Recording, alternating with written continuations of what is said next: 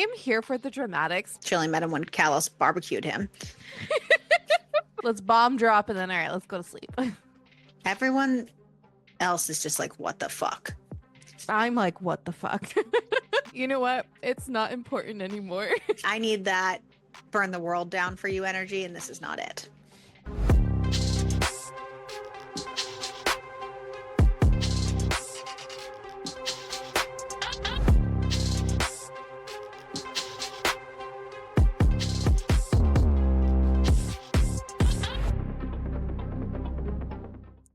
My stupid Kindle has been getting me about 100 pages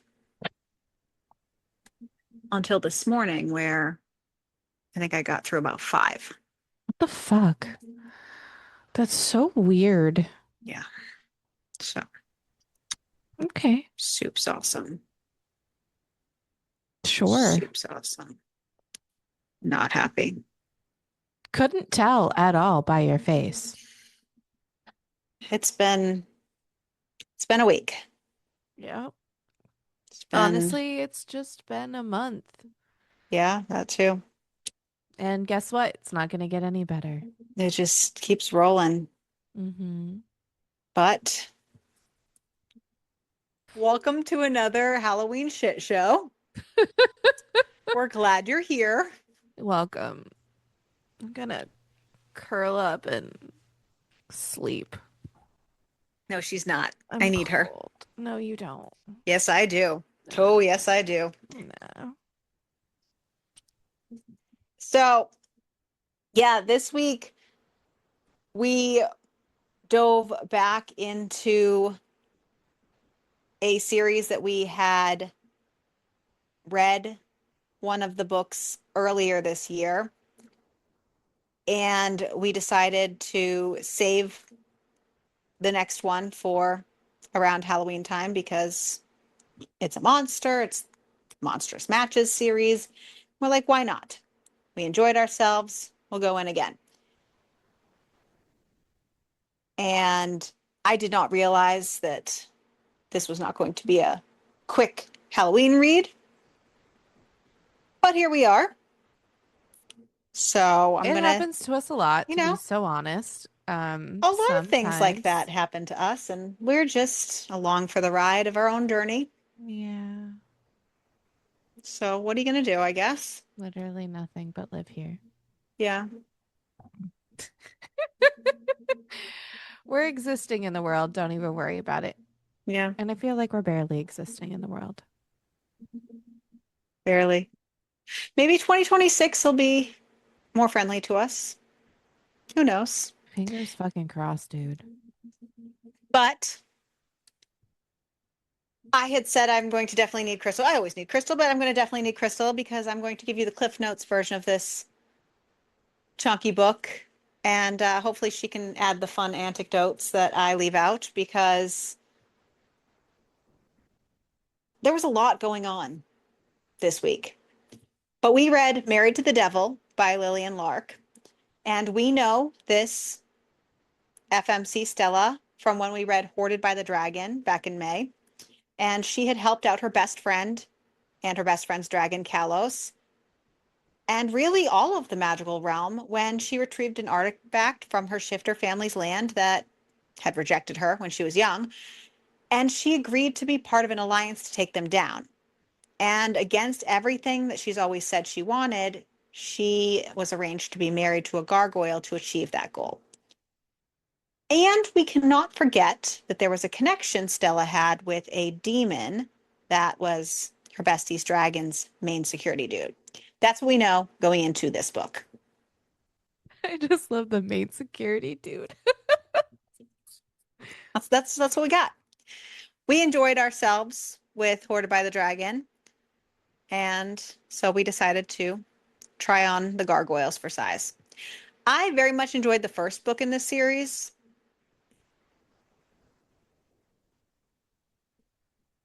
Yeah, I'm going to leave it at that.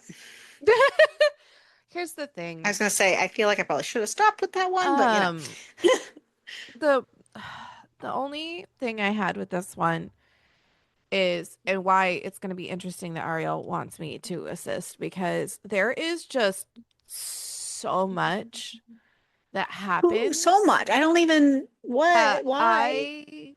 I feel like this book could have been shorter Yes. and left out just a lot of other Yes. stuff. It sucks because like I enjoyed the whole concept of like, anyways, let's do that before we just Yeah. continue.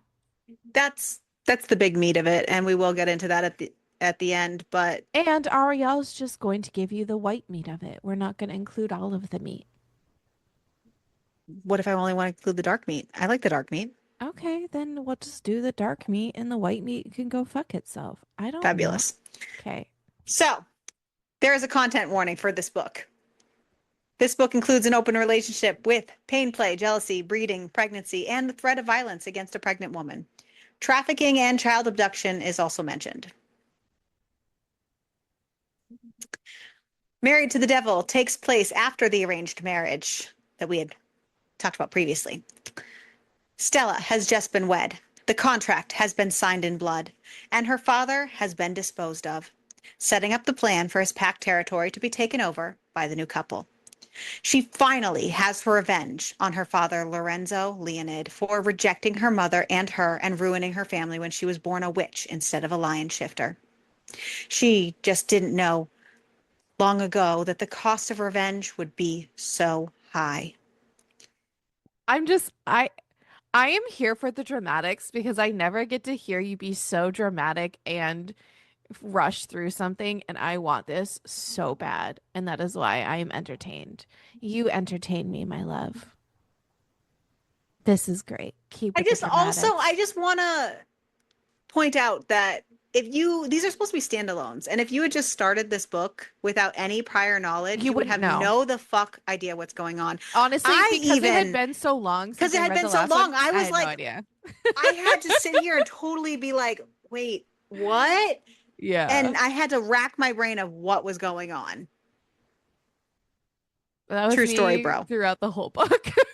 To be so honest. I thought of you many times because I was like, if I'm struggling this bad, I need to hear Crystal's perspective. And that's low key half the reason why I was like, no, I need Crystal because I need to hear like Crystal's perspective is I struggled really hard getting through this book. you weren't the only one. Marrying Remy Stoneheart, a territory leader in his own right, allowed them to overthrow her father since even though he didn't claim her, shifter laws allow the blood tie. Remy is a gargoyle known in many circles as the devil, but he is now her husband. Stella had even had to give up her business she built from scratch to become a territory leader, and it feels like she had to give up everything for this revenge. The only thing left to do is consummate the marriage. They can't give the council any reason to doubt the marriage so that Callus isn't penalized for taking the final blow against Lorenzo.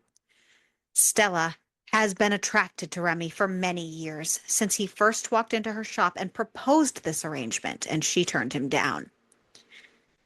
She's not going to tell him this, though, as she finds herself alone with him in the bedroom with heavy expectation in the room. Remy tells her that he needs to place his mating bite on her. Stella asks, isn't a bond risky? But he tells her that gargoyles don't bond through bites, that the claim mark would be superficial. She nods as he takes his claws and runs them through her hair. He asks if her demon is going to be a problem, and she's confused for a moment, and then assures him that Callus's right-hand man, Ben, isn't her demon, and asks why he would have a problem. Even if he did, it doesn't matter. Remy agrees and says it doesn't, and then he starts to undo the pins in her hair. He uses his claws to rip open her dress slowly and her lingerie next. He tells her it doesn't matter if a lover wrapped her up like a present for him. She's his now.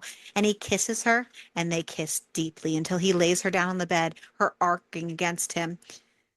He tells her that her lover must be lacking for her to be so needy.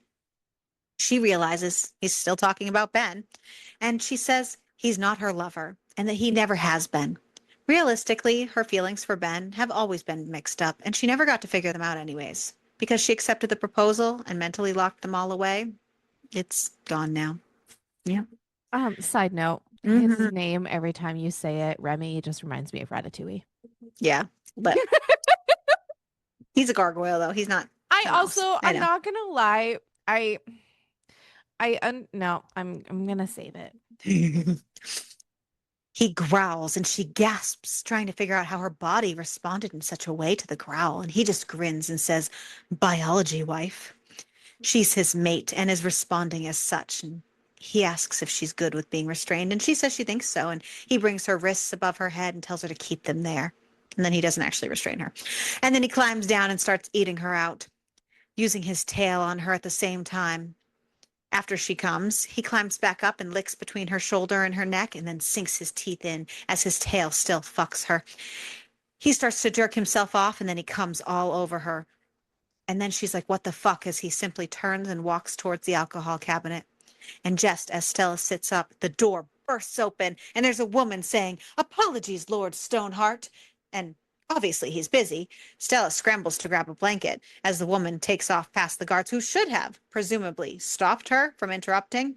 And Stella realizes not only was the interruption allowed, it was assumed. She calls Remy out on it and he scoffs, saying that the council was going to attempt to discredit their union. Only a child would think otherwise. She just simply says he could have told her. He turns to the windows and opens the balcony doors and says not to wait up for him, and then he spreads his wings and flies off. Needless to say, Stella's very pissed. She goes to take a shower and finds that I there would are, be pissed too. I'm not gonna lie. I'd be so angry. yeah, Like, no what the fuck do you towels mean? in the bathroom, and then finds that her stuff, none of hers or Remy's belongings are in the room. Seems that some of the shifters within the territory lines are not excited with their new leadership takeover. And her phone is in her bag, so she doesn't have a way to communicate. And she's certainly not going to use the hotel phone and appear weak. So she takes her discarded bobby pins and starts to bend and craft them into a way to use them to channel energy into her flowers. Because apparently she can try to contact the person who did the flowers for her. Well, only if they're thinking of her. Which we know that they're Yeah. thinking of her. Remy had flown off to where he has crew working and checks in on his second in command, Silas. Silas is confused why Remy's there. Shouldn't he be consummating his marriage? But Remy says that she's bitten. That'll do for now. The council found someone to interrupt, just like they assumed they would. Silas can't believe he just left her there because Silas is a decent. And Remy's like, what do you mean? Right. Well, Remy is not feeling great about it, but he's not going to be honest about any of that. He Because just says that why there's would we be scars there honest about and it? he was done with her. Why her Yeah. feelings? Why Why? those? Yeah. Because he can't allow himself to look weak or to be seen as I'm weak. sorry that this will hurt. Uh, I Silas get calls him it. out on lying to himself because Silas can see through him. Duh. He says that he tracked her for years, like he wanted her. It's creepy. Sorry. Just kidding. Remy just bares his fangs, and Silas tells him mates are to be cherished. And besides, they actually need her. This isn't a normal takeover. The Leonids are shifters, and they have more unity than other territories that they've taken in the past. They need stability. They need his mating to accept this. Maybe even an heir. They need her on their side. Silas pauses for a moment and then calls him out on behaving this way because she rejected his original proposal. Remy says that she's doubted his ability to obtain her revenge. Poor baby. Plus, she Wink. has another. She says that they aren't lovers, but he knows that there's something between them. Don't worry. He's not going to kill him. That would be a waste. He could be of use. He can teleport. I know what kind of use he's of. Mm. Sorry. Silas changes the subject and lets them know that some bags were dropped off with the doorman earlier. He thinks one is hers. Remy goes over and he's confused because his bag's there too. These are the bags that should have been at the hotel. He tells Silas to find who did this and he'll be back. He grabs her bag and heads off to the hotel room because she didn't deserve to be left like that. Ben is sulking when he hears Stella's voice in his head calling to him. He instantly goes to her. Duh. He finds her alone, wrapped in a sheet, her eyes red as if she's been crying, and just asks what he did. He'll kill him himself. She says no, that it was consensual and she wanted it. He takes a breath and asks what she needs. She apologizes and says that there wasn't anyone she could think to try and summon who would be able to get in without alerting anyone. She tells him she doesn't have any supplies. The clothes that were supposed to be there aren't, and the towels are gone. He asks where Stoneheart is, and she says that there was an interruption. He took off, explaining that the council had someone interrupt them to ensure that they were busy. He says he can get her supplies, but asks if she wants to even stay. She says honestly, she just wants to take a shower. He says he's sorry. She says it's not his fault, and then the balcony doors break open. She had closed and locked them after the dramatic exit earlier, but there's the angry gargoyle growling, saying it would do well not to lock any balcony doors. She asks if that's a rule. He says, among other things, with his eyes on Ben. She says maybe if they communicated, they wouldn't be in this situation. He drops her bag and says that it was delivered across the way to the Firefly. Stella says that she called Ben because she was trapped without towels or even clothes. He says she could have spoken to the guards. She says yes, she should have paraded half naked in front of men who allowed her to be interrupted. She's rather short on trusts at the moment, so she called someone she could. Ben says that Kalos will be displeased that Remy has treated one of theirs as such. She was under his protection when the deal was struck. Her continued safety and happiness are important to them. He moves to step in front of Stella, and Stella puts her hand out to stop him, and Remy hisses not to touch him, and she pulls her hand away fast. Remy says that he suggests they move to the Firefly for the night. That is where his trusted people are, and they won't have more trouble. Tells her to get changed, and she looks at Ben, and Ben nods, and she heads to the bathroom with her bag. She tries everything she can to calm herself down and changes, but when she gets out, Remy is gone, and Ben tells her he'll meet them over at the penthouse at the Firefly, and that it'll be more comfortable for her to travel by teleporting than flying with him because she does not really like flying the first time she tried it, and that Remy gave his permission. She just looks at him a little regretful that she called him at all, but thanks him for answering. He says he'll always come for her. Remy, in fact, did not meet them there when Ben dropped her off. Silas had shown her her room and gotten her situated at the penthouse. Apparently, he stays there too.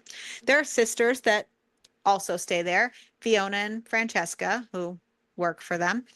Everyone's trying to help get the territory takeover situated, and they're all working on that. The next day, she still hasn't seen Remy, but Silas tells her that he'll get her reports on the goings on within the territory and she can get caught up, and he gives her a tour, though she notices that he didn't show her Remy's room and asks, and Silas says that that's the room she woke up in. She thought that that was like a guest room because it's like basically bare, and she had locked the doors when she went to bed.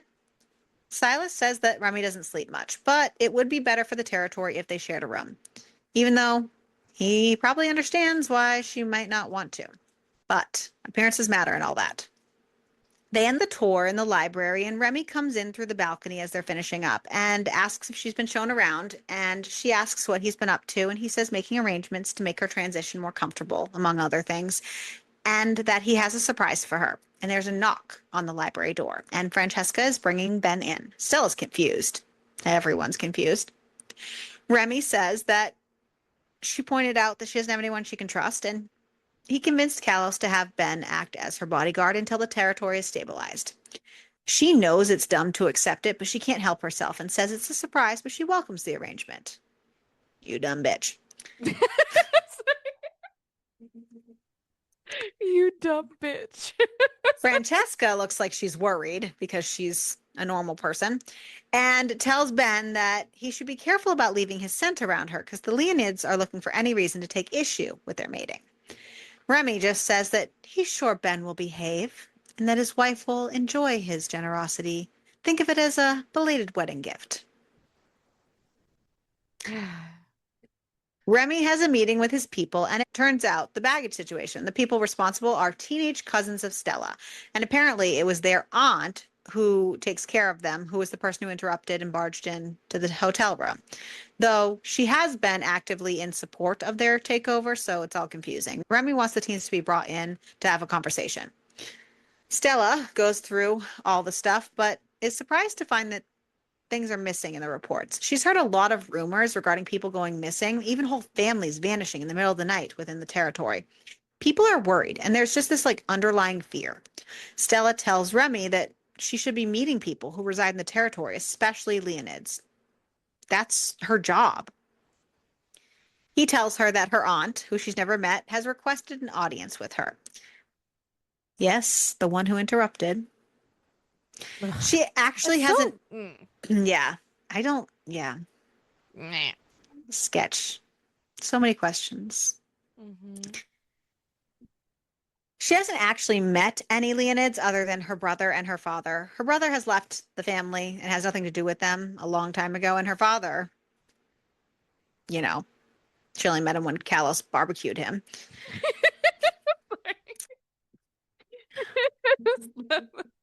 When he barbecued him. Remy says he'll think about what she can do to help because he didn't anticipate her cooperation in all this. She calls him out on apparently not expecting much from the marriage at all, and he says he's sorry for the night before because he should have laid out what he expected from them rather than skipping to claiming, and it was a poor way to begin a business partnership. She tells him he's probably only apologizing because they didn't fully consummate, and shifters have sensitive noses, and he'll probably have to rectify that. And he says to accept his apology or not, it doesn't change how they have to move forward. He says that Silas didn't get a chance to show her her workshop. It's the room right next to their bedroom. And at her startled face, he smiles and walks out. Stella is shocked to find basically her entire home workshop. Everything from her house has literally been brought in there, except more. She's confused why he would do that for her, but she's happy to have her hands have something to do, something calming and something to ground her. Stella wants to head to bed, but Ben has been tasked to stay with her until Remy relieves him. And if she goes to bed, which she finds kind of weird and maybe just a little creepy, he just sits there and watches her while she sleeps. She had just laid down in the bed when Remy comes through the balcony. He's bleeding though, and Ben is like, "What the fuck?" He says nothing to be concerned about, just a little fighting. But Stella runs and grabs the first aid kit and then freezes with it, her stomach turning at the sight of blood. Remy just kind of rolls his eyes and asks if she's ever patched anyone up, and she says no and hands the kit to Ben. At least she's honest about it. Right? It's just Like, wild. ugh. Remy tries to say he'll be fine by morning, but Ben tells him not to be a baby. He doesn't want his skin to heal over pieces of other people's claws. Stella asks who did it. Remy says it was from pit fighting. He had asked anyone who wished to challenge his role in the territory. It allowed him to get the lay of the land. Besides, he won many times. I think it's Stupid just an man. ego boost. Yep. It doesn't, nothing else matters. Stupid man. Hmm. Stella says she wants to be there next time because they should present a united front. He says that there shouldn't need to be a next time. And she says, well, if there is, she wants to go. She's either his partner in this or not. He doesn't get to just take her off the shelf when he feels like playing. He says, fine. Remy freezes because Ben has been patching him up and he can smell Stella's scent on him and calls him out on touching his wife. Stella gets very in the zone with her work, and Ben had to touch her, like, and shake her out of it to get her to even eat. But then he tells him that he'll have to add it to Ben's tab as long as Stella doesn't object. But he's not doing anything about it tonight. Ben finishes up and says he'll be back in the morning. Stella turns to Remy and asks what the heck. Remy just shrugs and says that Ben has a unique set of skills and it would be advantageous if he were to eventually come work for them. She says Ben would never leave Kalos. He says they could give him a reason. She says, and use her pussy as bait. Just the night before, he didn't want him touching her. Remy says it wouldn't just be her drawing him in, and she realizes, Someone's got the hots for Ben, and it's yeah, not just her. nope. She calls him out on wanting Ben himself. He asks if that's something that she'd be opposed to, and she just says that he doesn't want her. He says to stop. Like, come on. His Please. desire for her has always been undeniable, and asks if she wants him less just because she also wants Ben. She just says that they're different, but she's confused. He didn't seem okay with him the night before. He says, well, he considered his options. Listen, men are complicated creatures, but not really. They're Fickle beast. so easy. Yeah. I'm cold. He knows he's not made for a regular relationship and he can be jealous, but Ben's here now with his permission and directions, so it's different. He would obviously prefer them not touching without him, but he's not going to deprive them of shared moments of smaller nature. But if So she were, basically, like, listen, let me cuck you two. I'm gonna sit in the corner. If you're gonna do anything, let me be around it. Or you can just watch the two of us do shit and then like call it a day.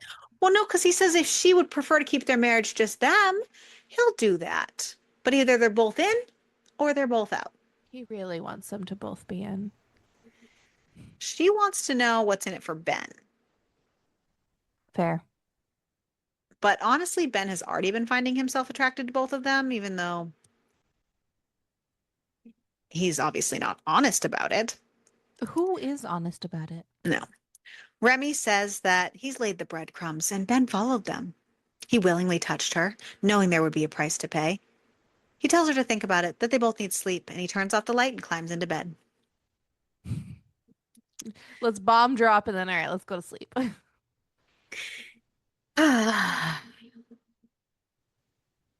Remy has the twin teenagers brought in and gets some information out of them about how their father and Stella's were illegally going into the fairy realm.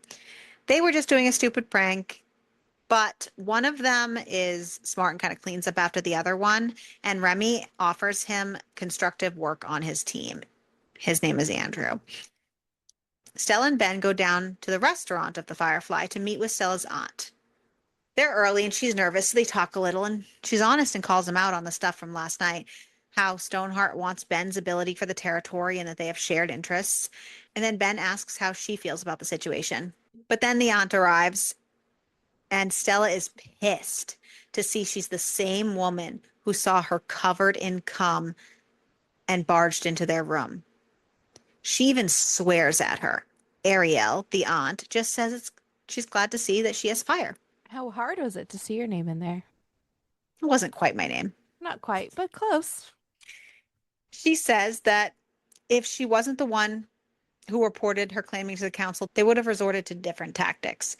Ariel doesn't expect Stella to like her, but to know that she cares about the well-being of her people, and that if she's willing, she'd like to have a weekly meeting to discuss the business of the territory and give her information on the gossip and situations and even her musings on the council. Stella swallows her pride because she's not really feeling this woman right now, but she has a duty as the person who's taking over this territory. She asks Ariel if there's any current concerns. She tells Stella that people are scared.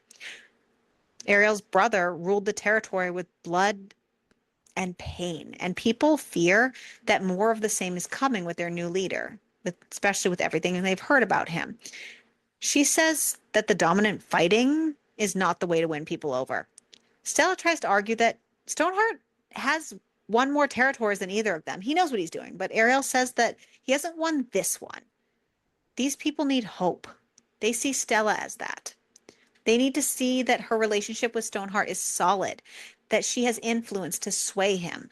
People won't even talk to him right now because they don't scent her on him. A baby would be a huge hope for them. Ariel says that she'll leave her to consider all that, and she says to please call if she has any questions. Stella absorbs herself in her workshop and exhausts herself, so ends up falling asleep. She's two in her head from that conversation. And when Remy comes in, she's still sleeping, and he calls Ben out for not charming her to make her feel a little better about the meeting. Ben says he's onto his game. He just wants him for his abilities. Remy says he does want him, but he has him for as long as he's there. He's flexible. It's obvious that he wants his wife and he's attracted to him. So what's the problem? Stella wakes up and she's surprised to see Ben still there. Stella calls Remy out for not telling her exactly who the aunt was, and he apologizes, saying he was just distracted with all the missing people stuff, and he genuinely forgot to tell her that she was the person who interrupted. Well, then I genuinely want to punch you in the face. And then from his pocket, he pulls out a Labradorite, saying it's a gift to cheer her up. Ben's confused, like why he would give her a rock, but she says it's for charm making, and they talk about what the aunt said at the meeting. Does he not know about penguins? I guess not. Remy does. Remy knows about penguins. Remy doesn't want them to just have sex because other people want them to. Of course, he wants to fuck her, but not because somebody told him to. In fact, because people told him to do it makes him not want to do it. Maybe it could be somebody else who puts his seed inside her, as he calls it. Everyone else is just like, what the fuck? I'm like, what the fuck? I was like, I just want you to know the I need process to of how that take a happened break. weirded me out. And I was like, Yeah, what is going on? yeah, yeah, I just want it well known yeah, that that was weird. yeah. Stella tries to say Ben doesn't even want that, but Ben asks, what about his scent? Surely the shifters will be able to tell that he's there too, but Remy says his scent will overpower Ben's. Stella says, actually, she has something that could help with that. And she goes and pulls out the item that she's been working on in the last couple days in her workshop. It's a bracelet, and she puts it on Ben's wrist. She says it will suppress his own scent as well as block him from being able to carry anyone else's.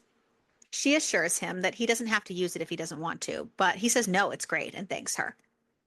Apparently, they're all too interactive in that moment, and he's a little jealous of that because then Remy takes his tail and wraps it around Stella's arm and pulls her onto his lap. And then he asks Ben if he'll assist in mixing his and Stella's scents. Ben's quiet for a moment. Remy tugs at Stella's zipper, saying that they should at least let him see what he's forfeiting on with his silence, and she nods. She's not going to let him walk away without a fight. Remy gets her dress off and starts to run his hand over her, asking Ben if this is what he imagined doing to his wife. Ben says he's just there to watch her, not to fantasize about her. Remy says, fine, then watch him fuck his wife. He's so determined to watch over her, sounding angry as his tail goes between her legs. Ben steps forward and says he'll do it.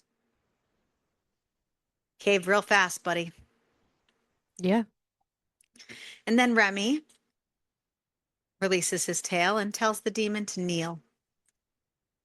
As he uses his tail to pull her legs open, and Ben starts licking Okay, as but a Remy tail holds though. her on his lap.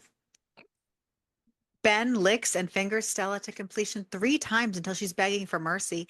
And then Ben tells Remy to lift her higher, and at Remy's hesitation, because he's not going to be told what to do, Ben says he has a job to do, doesn't he? So Remy does and takes off his kilt, and then Ben sucks Remy's dick. And then Ben transfers Remy's cum with his mouth into Stella and then uses his fingers to push it into her more. Yeah, wild times. It's I like don't think their it own works like version of that, turkey but basting, I right. guess. But this is, I don't think that, Yeah. I don't Stella's know. all worked up and goes to reach for Ben to then do him, and then he vanishes. Just poof. Peace out. Bye. Yeah. The next morning at their meeting, they talk about the information that they've gathered and that they have found that there have been at least 54 individuals who have gone missing. Stella asks how she can help, and Remy shuts her down, saying they have it handled. He gave her workshop. He doesn't understand what more she could need.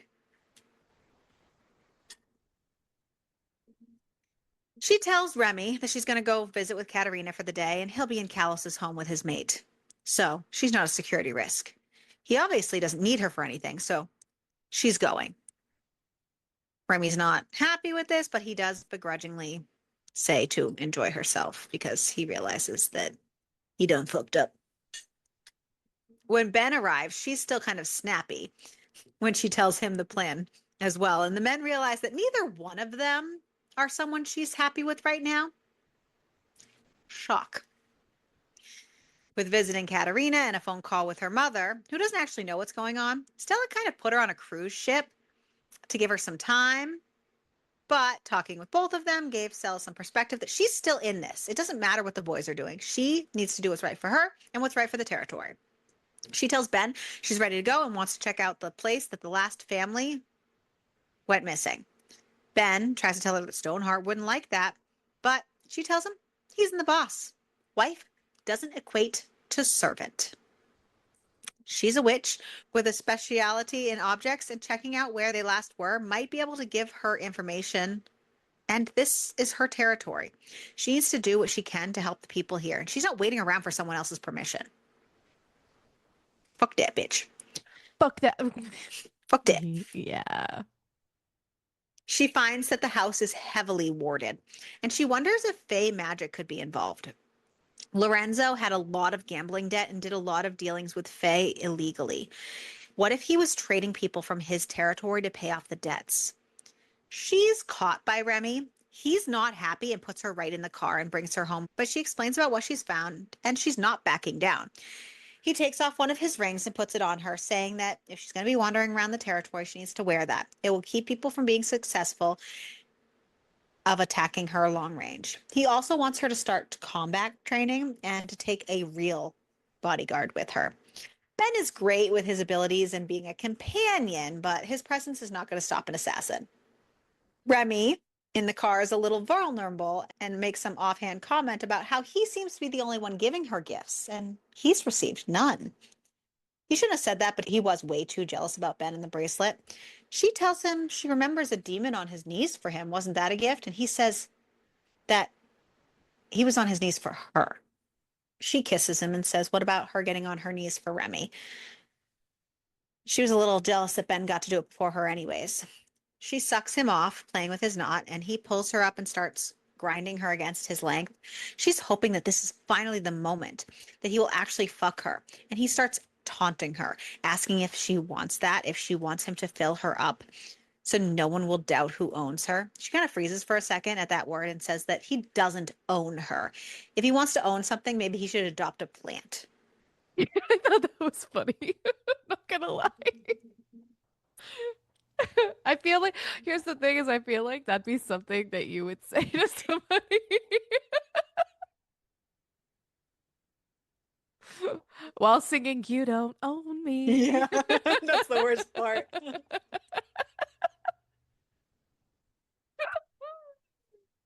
You ain't getting dick tonight.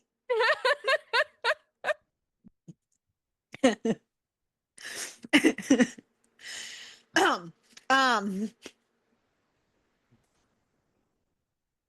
Oh Stella God. entangles herself from him and he thanks her for his gift. Both Ben and Stella start training every morning, much to Stella's complaints.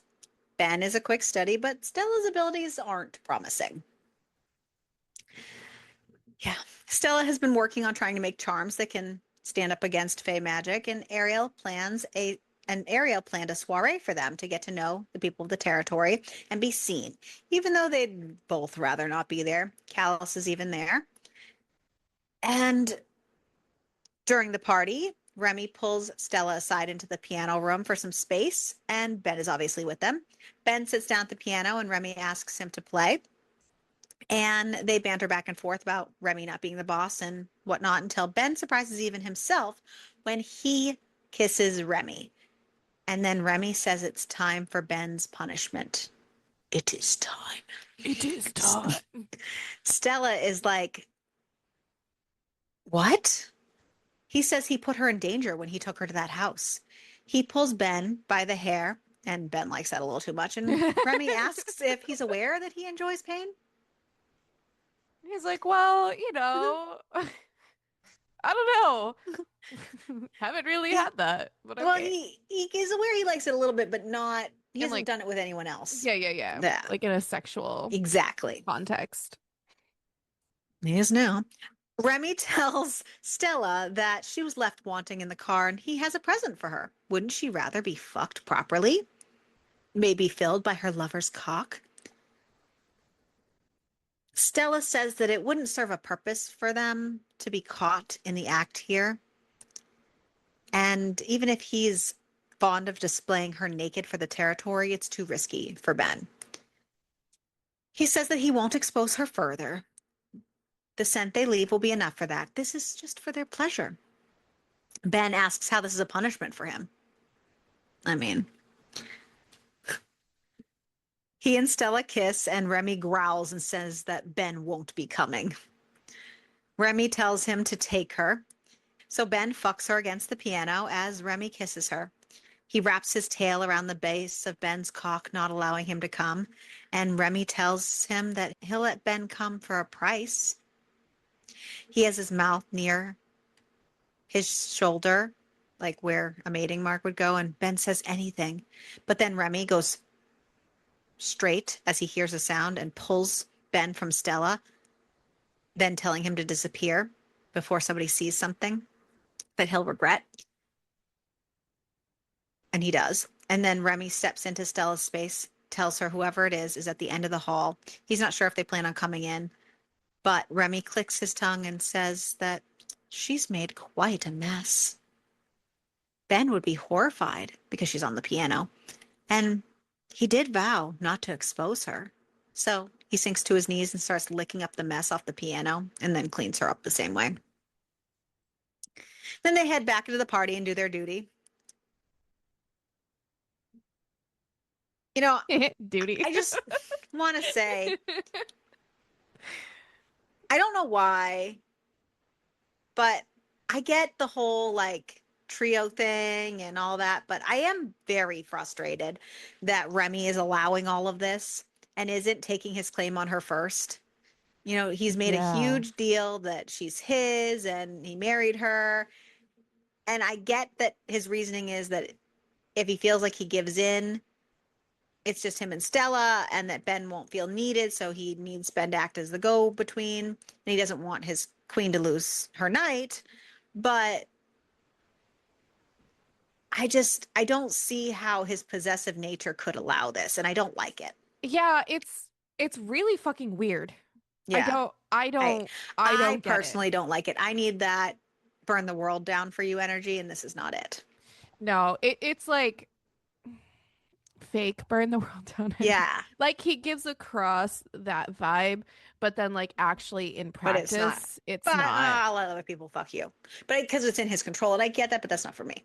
Yeah, but you would think that if you were that much of a control freak, Let and him claim her first. yeah, maybe maybe he wants to just claim Ben first. Right. Maybe he just doesn't like her that much. Maybe he just likes Ben. Maybe he's just saying it for the plot, but Maybe. that's not the real love story of this book. The Yeah, real maybe love it's just story him is and him and Ben. Ben. Maybe. In the morning, Remy is still in the bedroom checking his phone when Stella wakes up, which is abnormal. And she's sleepy and contemplative, so she calls him out on pulling strings in her life for so long. The workshop is clearly evident that he watched her, and he admits he kept tabs on her since he first approached her.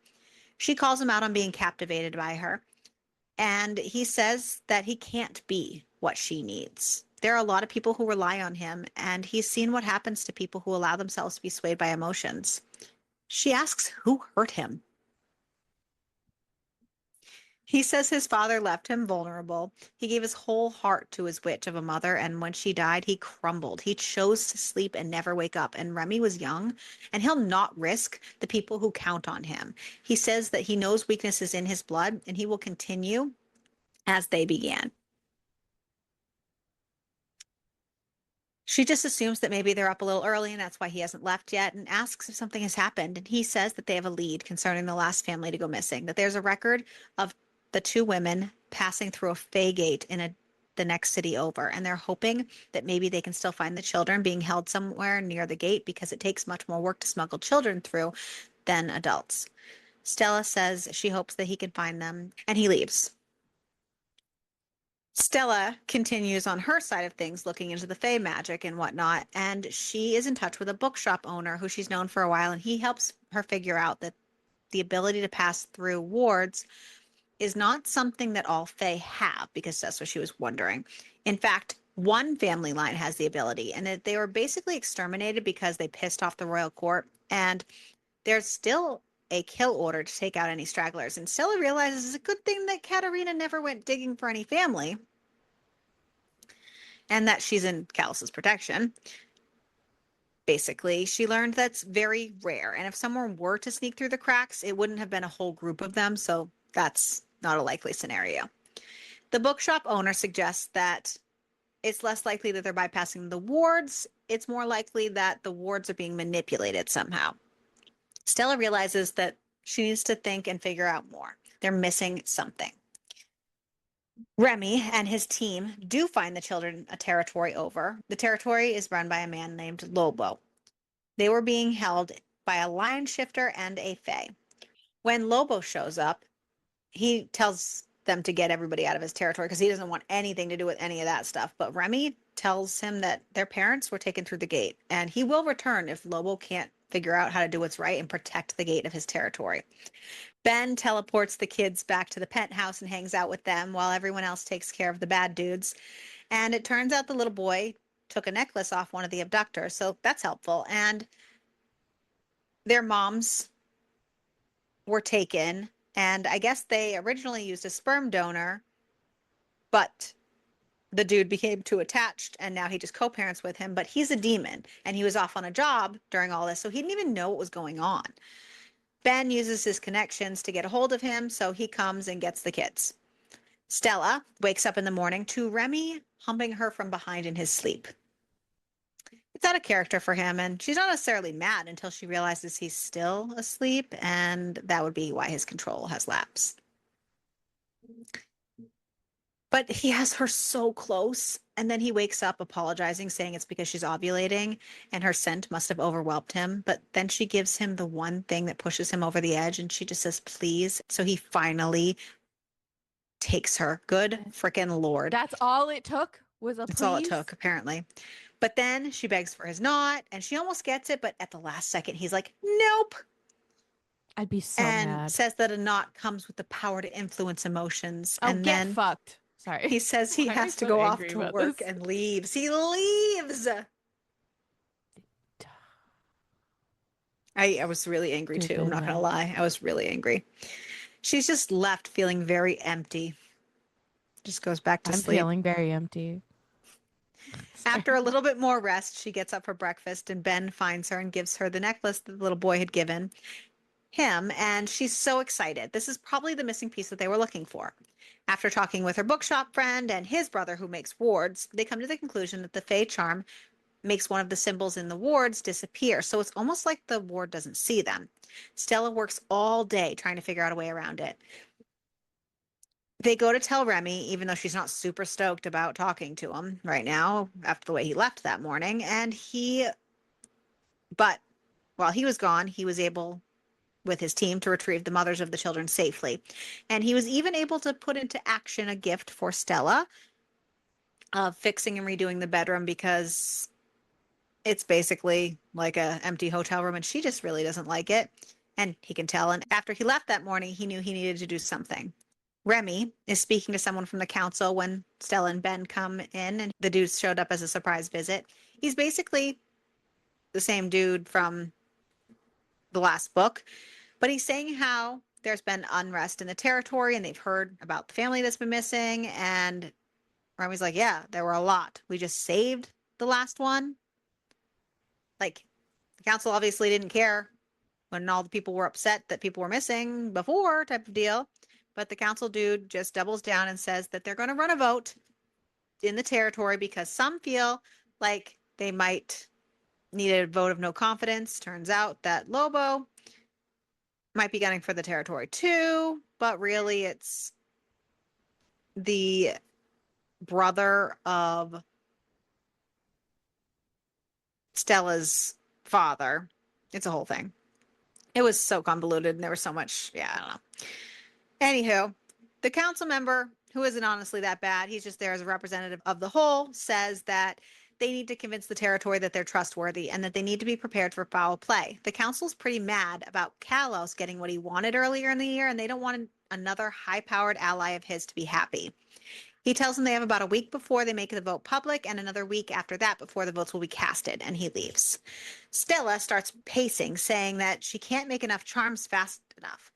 Remy realizes that she figured it out and solved the puzzle, and he's proud of her until he gets the whiplash of her continued pacing, saying they should conceive an heir, saying that it was recommended by Ariel and that the territory was hoping for it. Remy walks over to her and tells her to be careful and asks if she's saying she wants him to put a baby in her. He knows that it would be a strategic move, and then he sees Ben getting jittery and he doesn't want to lose him either. And he reiterates to Stella, does she want them to put a baby in her? But Ben says it needs to be Remy's by blood.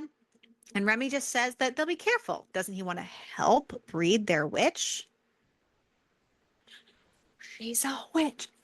Stella is the one to speak up and says that if Ben helps, in a bubble. she'll do it. Ben nods and Remy grins, saying, let's get started. Yeah, let's pump a baby into this bitch. Sorry. Ben teleports there so it doesn't look weird, and Remy leads Stella to the newly designed bedroom. She's shocked. There's even a piano and a much larger bed. Seeing the piece left there clearly for Ben almost makes Stella a little melancholy, though, because she feels like Ben isn't going to stay long term. And Remy comes up behind her and grabs the chain around her neck that's for birth control and tells her it's not too late to change her mind. She says it's the right course of action. And as he said this morning, she's fertile now. He asks, but does she want it? She does want kids, but she never planned for it to be like this. Remy doesn't make anything easy. She says she wants a lot of things. He says he'll work to make her every wish a reality, but she knows that that's limited because she just wants him to love her. But then Ben is removing his jacket and she says she wants it. Ben unzips her dress and Remy tells her that by the end of this, he will own her, whether she agrees to it or not. She takes off her underwear and sinks to her knees and starts to suck Remy's cock, wanting to feel her own sense of power and make him break a little. He tells her that's hardly the way to get her pregnant as he pulls her up to kiss her. Feeding into his game, but not wanting him to win, she tells him that when they're like this, he feels closer to her than the blood under her skin, no matter how much distance he tries to keep. Ben just says he should probably go. Remy growls and throws Stella onto the bed. He tells Ben to leave if he must, but that his wife has been on the receiving end of both of their generosities, and he thinks it's time she experience some delayed satisfaction. He tells Stella to let him know if it's too much, but they both know she does not like to be coddled. He tells Ben to fuck her and prepare her to take him. Ben is confused because he took off the charm. Isn't he worried? Remy just says Ben is good at not coming when he's told. Ben fucks her and literally barely pulls out. He's basically coming as he pulls out. Stella almost gets the sense that he's in his own way saying goodbye, and she doesn't like that.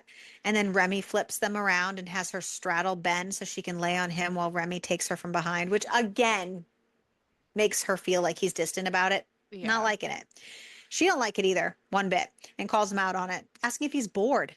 Maybe she should find someone else to put a baby in her. And then so he really starts to fuck her like he means it.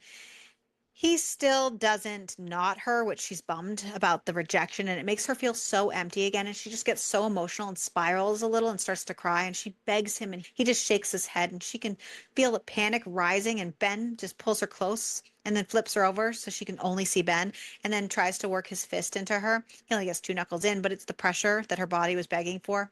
She's so confused. She doesn't understand what happened. Remy's voice is quiet and says that it's just some haywire instincts that he didn't realize would affect her so strongly. He's sorry. This never really gets totally explained either. It must be some gargoyle thing. Ben had tried to leave when they all got cleaned up and showered, but Stella was still in a post-orgasm stupor, and she just laid down and pulled Ben with her, and he can't ignore that. So they all stay the night, chilling out, watching a movie before going another round and falling asleep. In the morning, Stella's still asleep, and Ben thought that Remy had left. But as he sits at the piano, he sees that Remy is on the balcony and calls him out on withholding his knot from Stella. But Remy doesn't say anything. Stella wakes up and asks if Ben is going to play. So he humors her until Remy stops him with a kiss. Seeing them has Stella turned on again, but Remy asks if she's sore, and she admits a little, so he uses his tongue on her because gargoyle saliva has healing properties and says to rest while he works on the demon. And then he kisses Ben again, and he moves to between his shoulder and throat, and he bites in the same place he has marked Stella and tells him he now bears his mark. And then Ben's a little confused and goes to spiral a little until Remy lifts him onto the bed and disrobes him, and then Remy's sucking Ben off. And then he comes up and grabs them both together to jerk them off until Ben comes. He stops Remy, telling him not to waste his. It needs to be in her. Stella gets on all fours to get ready for him, and Remy's like, fine, and takes her. They go on like that for 2 days until Stella's window is over. In the morning of, Remy tells her Ben can now complete himself inside her. That was grossly worded. I don't know. And she straddles Ben and starts to ride him until their bedroom door flies open. It's Silas. Ben, at least, does not disappear. Remy extends his wings around them for a little modesty. Silas turns around and apologizes, saying they have an issue. Everyone's just silent. So Silas continues on, saying, it's more of an issue than Callus's man being in their bed, which he's so surprised about. Sarcastically, apparently, he knew the whole time. They didn't know he knew, but duh. And he just says it can't wait. There's an official petition from the dragon for Stella's presence. Remy asks why. Silas says that her mother has returned. Stella realizes that she just spent the last 2 days basically in a sex bedroom and that her phone is beyond dead. And she missed a lot of calls. And that's why her mother has resorted to such things. Plus, if she's back, that means she's heard the rumors and she probably wants to get her away from Remy to make sure everything's okay. They agree for Ben to take her alone so that she can see that everything is fine. And when they arrive, Kalos explains that his mate convinced him. Plus, he figured it would look bad if the mom came into the territory with all that's going on and started kicking up dust. She finds her mom. Apparently, she's back because she got an email from the council congratulating her about the wedding. She's pissed. The council was obviously trying to cause problems, but the mom never thought her daughter would get married without telling her, and to a territory leader of all things. Stella tells her that she sent her on the cruise before the marriage. It wasn't part of the plan. It was to keep her safe with the whole Callus situation. Besides, this is her way of being able to dictate her own fate and get back at her father for what he did to her mother. Her mother's mad. She wanted differently for her daughter. She's worried. She thinks they'll try to kill her. She knows that family, plus the politics of it all. Stella apologizes, but she says that it's her territory and that they are her people. She's sorry she hurt her and kept her in the dark, but she needs to do this. It's okay if she's not ready to accept that right yet, but this is what she's doing. Back at the house, Stella thinks that it must not have worked because typically witches can sense pregnancy pretty immediately, which stinks because her cycles are pretty erratic, so who knows when the next one will be. Ben feels like his presence is not helping Stella and Remy's relationship or their vibe with the territory since there are rumors going around about the three of them. And he is going to have one last night with them. So he procures a very powerful special potion that is supposed to extend the fertility window and make someone fertile so that he can give one last gift to them before he goes. And also he gets them a private room at the bathhouse. The bathhouse is what connects all these books in the series. So they all go there for a night out. Remy brings dinner, and Ben gives Stella the fertility potion. The potion, he warns, has side effects that Stella will practically go into heat. They banter about it, and before she gets a chance to take it, they start to play. So while Ben fucks her, Remy plays with Ben with his tail, and even he like whips him with his tail too. And then Remy takes Ben's bracelet off because he wants to smell him because Ben belongs to them. And then Remy fucks Ben while Ben fucks Stella, and they can't help themselves. And Ben ends up coming inside Stella, but they say it's fine. They didn't take the potion yet. It's all good. And then they finally get to their dinner because they didn't eat yet. And then they talk about the potion and its origins and their rumors. And Stella hasn't heard any of them yet. So they explain it to her and she asks if that means that Ben's thinking of leaving. And when Ben hesitates, Remy says that that is unacceptable, that the territory would accept him with them if enough time comes, and if he feels it necessary, he can put the bracelet back on. The water of the bathhouse will remove sense. Ben says he planned for this to be the last time. It would be the best thing for the two of them. He's not sure if he can, though. Remy says not to make decisions for them. They're okay with a challenge. Stella asks him to please consider staying. Ben looks at Remy and says that he won't leave based on rumors in exchange for Remy to stop holding back, that Stella deserves more than what he gives her. If he's going to consider staying, it won't be for Remy to be half in a relationship. Remy looks over at Stella and asks if that's what she wants. She doesn't want Remy by force, so she just says that she wants what he's willing to give. So Remy looks at Ben and says it's a deal. And then they finish up their dinner because they need their strength. And she takes the potion, and it's pretty fast acting. Remy fucks her as Ben fucks her mouth, and then Remy finally knots her. They fall asleep and spend the night there.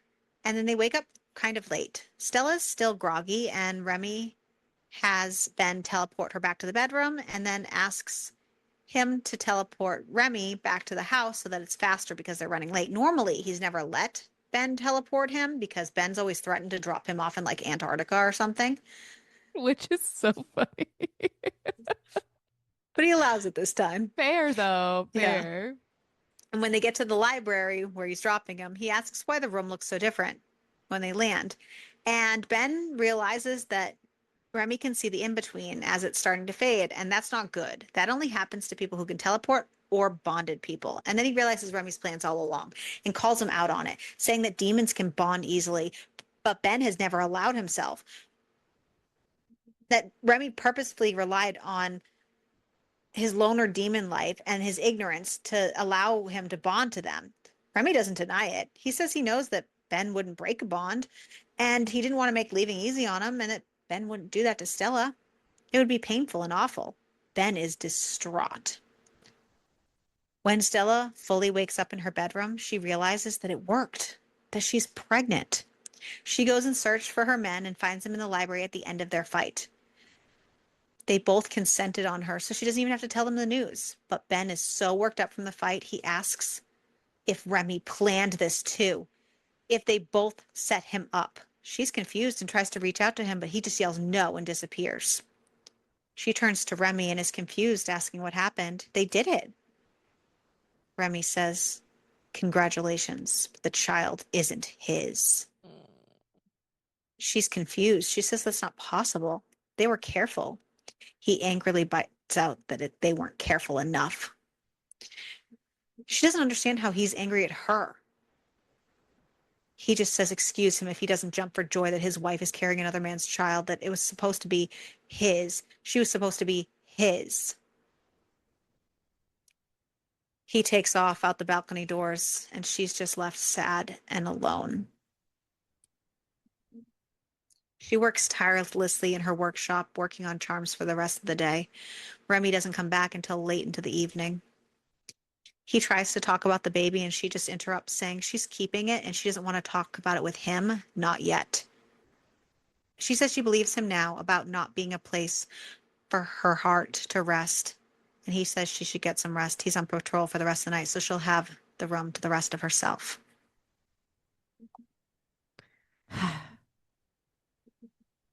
Yeah. None of these people should be together. So days pass, and Remy knows he's fucked up. And he also strategically is keeping his distance to see what moves are going to be made by the council, as well as not really knowing how to bridge the gap that he created between him and Stella. Ben has kept his distance as well. The council does indeed make their visit, and they offer to him that should he aid in letting the council charge Callus and Stella for the death of Stella's father, then they can just give Remy the territory for his inconvenience, and he'd be free of the union. Remy asks why they don't seem to think he loves his wife, the mother of his child.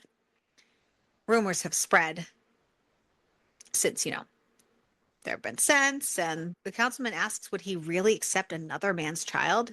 Remy says that the child is an heir and product of his clan. Gargoyles are known to be polyamorous and build clans around it. Remy has just always lived alone as a gargoyle without one because of his half and half lifestyle. So people just, I guess, didn't assume that he would live like that. Remy says that he feels very insulted and asks the councilman to leave. The councilman says that he will regret not siding with him and taking his offer. He leaves, and Silas tells Remy that maybe he should go talk to his wife. You know, the one he just threw a gauntlet for, especially since she was listening a little while before she was sick. And, he should probably go start the paperwork on said clan because it doesn't actually exist. You know, details, details. Minor details, just. Remy finds Stella puking in the bathroom. He comes in and holds her hair and says that he may have been too hasty in his jealousy. Okay. Stella says to just leave her alone, to have somebody just save her from his mood swings. Somebody save me from the mood swings. Dude. He says he's sorry he caused her pain. And she asks if he meant it about the baby. He asks to hold her and tells her he's sorry that he reacted badly when he learned the baby wasn't his. He was just so jealous. He felt like she was being taken away from him. But the baby is a piece of her, and he would like to help and be a parent to the baby if she'll let him. In Gargoyle clans, all the adults are parents to the children, and she asks if he thinks Ben will come back. And he explains to her about Ben and the demon bonds and how apparently Ben didn't even know much about them. And so he was kind of blindsided about it. She's not going to tell Remy, but she doesn't think Ben's going to come back. Remy brings Still into the bedroom and into the bed and lets her nap for a little while. And when she wakes up, he tells her that the other thing he said was true, too. He does love her. She tells him she loves him, too, even no matter how hard he makes it. A few days later, Stella meets up with her mom for lunch. Her mom wants to apologize for how she reacted before and to see her. They have a good talk, but as Stella's getting back in the car, something's wrong, and the car's going the wrong way. Remy calls Ben. He has given him a week, and time is up. He tells him he needs to come back. Ben says they don't need him. Remy goes into detail all the ways that he can plot and plan and make him come back. How he'd rather have him there and have his family complete. Chop, chop, before he has to drag him back. Chop, chop. Andrew, the twin that Remy had convinced to start working for him, was supposed to be driving Stella to meet her mom. But he walks in as Remy is finishing up the phone call, and Remy's confused, asking why he's not with Stella. And Andrew just says he got Remy's message that morning saying he didn't need him anymore. Like he said he had to do some kind of report, and and Remy did not send that message. No, Benny. Believe me. If I was with Selena, it's never gonna die. Nope.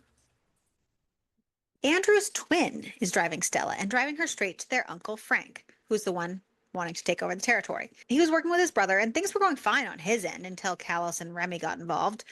They wrestle Stella out of the car when the gargoyle appears in the sky. Frank's happy about this, as well as his son, who's yanking Stella out of the car. They have plans for Remy. Remy swoops down and takes out the son, cracking his spine, and grabs Stella, but not before a powder engulfs Remy. Stella tries to tell Remy what's going on as they're flying away, and he just says he knows. He's just trying to get her to safety. She says he's been cursed. They land on the Firefly rooftop just as his wings start to turn to stone, and he tells Stella he loves her and to be the leader they need her to be as he turns completely.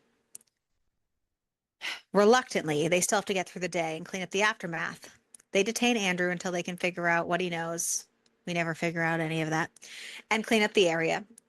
Frank's body, too, because apparently some of the territory people went after Frank upon hearing the news. And the concoction was some sort of fey curse, and Remy is not meant to wake up. But Stella's determined to try to find a way. they're just going to tell people he's healing because that's what she needs to believe right now. A week later, and So speech Stella's delusional. right. Sorry. Stella's still working on trying to do everything she can to help Remy. She's even enlisted her bookshop friend and found that, not that she knows it's the same one, but found an amazing postmaster who is the same one that Ben went to for the pregnancy potion. It's almost time for the vote, and she'd really like him to be there for it. But she's not worried about it because Lobo actually stepped in and helped get that councilman off the council, and it looks like things are turning for them. The potions master ends up calling Ben because she gets an idea on another attempt, and Ben doesn't know what she's talking about. And she's like, what the fuck? And he's like, what the fuck? And I'm like, what the fuck? Right. Ben finds Stella at Remy's statue, telling him how they won the election. Ben tells her that she should have called him. She says, why would she? He left. He says he could have been there. She still could have told him. She says, why? She's angry. He says because he loves her. She says he has a shitty way of showing it. Yeah. Ben's voice breaks and gestures to Remy, saying he's been like this for a week and he had no idea. Stella tells him he abandoned them. Ben says he's sorry and that he was wrong. He wants to make things right. Stella's shivering. It's really cold up there, and he pulls her in and kisses her. Apparently, she forgives him real fast because then all of a sudden, they're like making out and hot and heavy, and he asks to let him warm her up, and they get backed against Remy's statue and have him like cocoon them, and then Stella bites Ben's lip, causing it to bleed, but she likes it because it's almost like she marked him. And then Ben starts to fuck her, saying he's staying forever. And she asks if he promises. And he says he does. And Ben wipes the blood from his lip onto Remy's statue, almost exactly where the blood from Stella's is, because that's something they had tried. One of the times they had tried to bring Remy back was one of the rituals. And Stella had cut herself and wiped blood. And it seemed like it was going to work for a second, but then it didn't. Mhm. But then they can feel the stone heating beneath them, and then suddenly they're wrapped in Remy's wings, and she hears his voice saying to take their demon. And she pulls down Ben's shirt, allowing Remy to sink his teeth into Ben's neck, leaving a claiming mark, which I thought he already did this and made it very clear that he already did this. Yeah. But apparently, I don't know what I'm talking about. Maybe it was just her that he did a No, kiss. because he even said he's like, no, yeah, Yeah. whatever. And Stella starts to cry. Remy asks Ben what he did. And Ben says it's him he's crying about. He kind of sort of died. He was cursed into stone. He's been trapped for a week. Remy didn't even realize, and like, what the fuck? Ugh. Remy calls Ben out on finally returning, and Ben says he didn't even know what happened until that day. He came as soon as he finished foraging for a mushroom to cure him. He heard about it from the potions master. Remy grabs them both and swoops them down, flying them into the penthouse bedroom. He turns the shower on and gets them cleaned up because Ben reeks from the mushroom place. And they were also just freezing outside. The men tell each other they love each other, and Ben says he's sorry he left. Remy tells him he's a part of their clan, and Silas was supposed to file paperwork. He should have done it while he was sleeping. And Ben wants to know how it's possible without him signing anything, and Remy wants to know if he's complaining, really. Come on. He says no more hiding, and they all agree no more hiding. In the morning, Ben has gone off to pack a bag, and Stella tells Remy to take her because she's his, which is what he's been waiting for. And then Ben is back just in time to take his turn. And then we have an epilogue. They exchange vows again as a trio. Stella has made and gifted Remy a ring to replace the one he gave her with part of the labradorite rock that he gifted her. And they were able to find some more of the missing people. They still are striving to find the rest, though they worry they might never be able to find all of them. Ben has even taken a position in the territory and oversees a lot of the children's activities and the betterment for them and all that. They do their ceremony and cement them all into their clan. And then Remy fucks Stella while Ben fucks her ass. And afterwards they talk, and Stella tells them they'll try for a gargoyle baby next time. And Remy says, oh, yeah, about that. He forgot that a long time ago on a drunken night, not wanting to repeat his own family's mistakes, he had bought a ring to prevent his ability to get someone pregnant. So he was on a version of birth control the entire time. And that's our story. And he was so, I just, Uh-huh. He's like, my bad. you were all angry, but it was Uh-huh. your fault, Yeah. sir. Just, I don't know. It's hard because like there was so much in this. Yeah.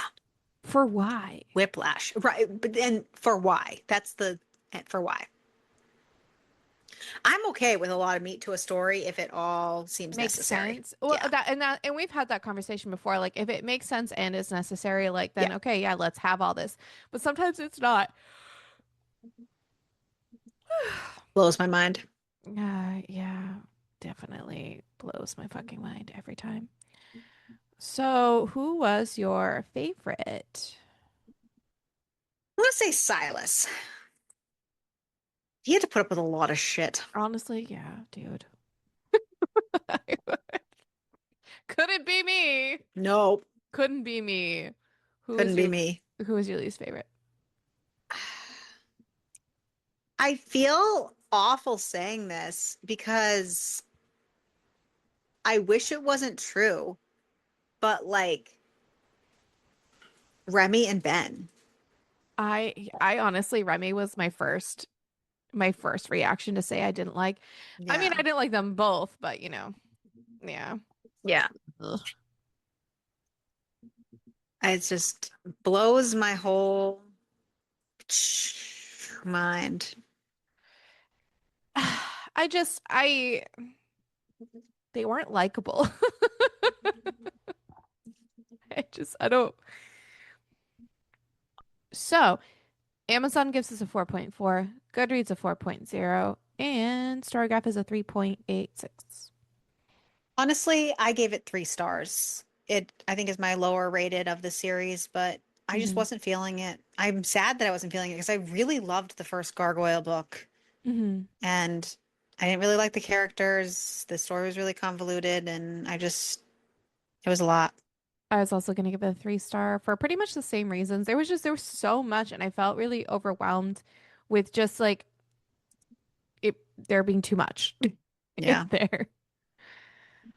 Ugh, which is unfortunate because like I wanted to because it was Gargoyle. Oh, so the other thing that I understand that his nickname is the devil, but calling it married to the devil and not being an actual devil is really And having him frustrating. be, yeah, it's, yeah, yeah, It's frustrating for me. Why can't he wild be a real times. devil? Come on. I Like know. I don't I was know. like when we read the the Knotted by Satan book. I And know. he was actually Satan. So it was a missed opportunity in my opinion for that. Um, I'm gonna say Serrano. We had Tail and multiple people, Yes. Yes, we did. and I would We survive. I would survive just perfectly fine. I would Yes. be cool with that. So yes, we are still on our Halloween journey. So we do not have a wheel to spin, but we are reading a book next week. We are reading Haunted Love by Ella Birch, which is a dark gothic romance ghost novella. Stella. I was running from my past, but when I moved to the old house forgotten by time on 413 Rue du Moulin, did I tangle myself in a darker web than the one I'd left behind? The presence of the ghost isn't in dispute. Oliver is here, and he has my heart. He has my soul. The only question is, what does he plan to do with me? Oliver. Time slipped by in a slow, dreamy haze until Stella moves in. She reminds me of life, of love, of a warm embrace, but Johnny's coming to kill her and I'm the only thing standing between her and death. Johnny thinks he's battling for ownership of her fate. He doesn't know it yet. Stella doesn't either, but she already belongs to me. Here's Johnny. Yeah, Well, join us on our Halloween journey next week and make sure to keep reading. and keep it smutty. Spooky shits are upon us. That didn't sound good. No, what the Let's fuck is not wrong with you? let's not do that. But Keep yeah, spooky shits. good God. I can't with you, woman. Anyways, yeah. Since I can't. And I'm done.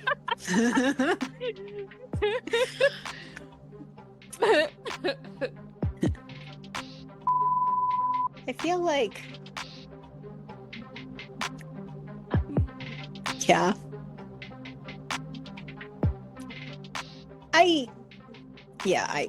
So many. Never mind.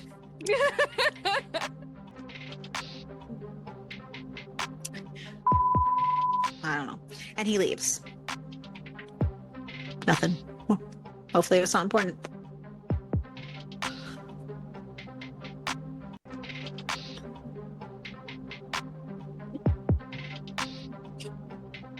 You know what? It's not important anymore. Nope, nothing is. He left that morning. He knew he did. He knew he did. He knew he did. He knew he.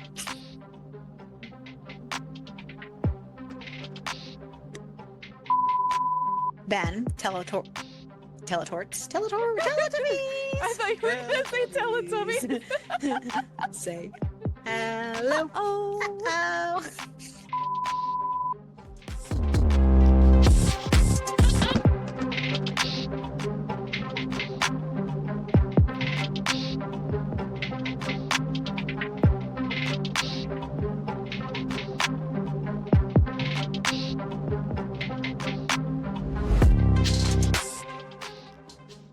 Oh fuck. Oh, fuck.